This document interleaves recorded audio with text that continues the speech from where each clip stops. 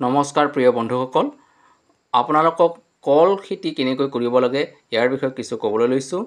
কল খেতি কৰাৰ আগতে মাটিবোৰ ধুনীয়াকৈ চহাই ল'ব লাগে আৰু চহোৱাৰ পিছত ইয়াক DRP আৰু ইউৰিয়া সাৰ মিহলাই সিঁচি দিব লাগে। তাৰপিছত 4 ফুট নাইবা 5 ফুট আঁতৰে আঁতৰে গাঁত খান্দি কল পুলিবোৰ ৰুই দিব লাগে।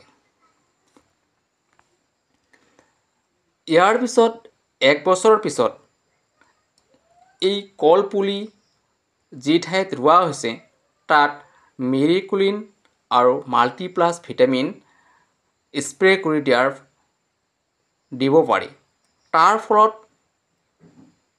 এই কলবোৰ যেতিয়া ওলাব তেতিয়া ডাঙৰ হ'ব আৰু ধুনীয়াকৈ চাফা হ'ব। আৰু এই কলবোৰ পোক নাখাবৰ কাৰণে অৰ্থাৎ কলগছত পোক নহবৰ কাৰণে মাজে মাজে কলগছৰ তলত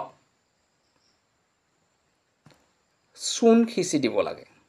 তেতিয়াহ'লে কলবোৰ পোক নধৰে আৰু কলগছবোৰ মজবুত হৈ থাকিব।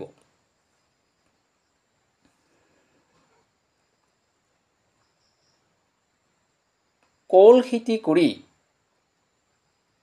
আজিৰ মানুহে অৰ্থাৎ আধুনিক হিচাপে খেতি কৰিলে বহুত লাভৱান হ'ব পাৰি আৰু কলৰ দামবোৰ চাই বজাৰত বিক্ৰী কৰিব পাৰি।